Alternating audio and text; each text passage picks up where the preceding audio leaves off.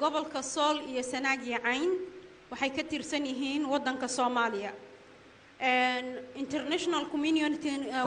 waxay ku qoran yihiin inay yihiin disputed area oo isku haystaan laba gobol anu ma garanayo dawladdeenu waxay aaminsan tahay inay disputed haday yihiin waa meel ay isku haystaan laba dawladood waxa isku haystaana waa laba gobol oo wadankii ah marka seeladoodii systemka ay hawshoodu u qaybsan tahay waa system aan la yaabanahay si xuquuqdoodii waxa la raaciyay Somaliland haddana doorashadoodii iyo siyaasiyiintoodii waxa la si xuquuqdoodii waxa la raaciyay Somaliland haddana doorashadoodii iyo siyaasiyiintoodii waxa la raaciyay Puntland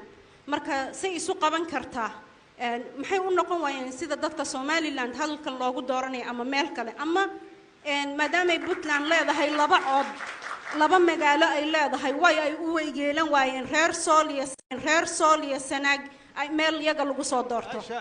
rooda ay ka hadashay Sool iyo Sanaag iyo election-keeda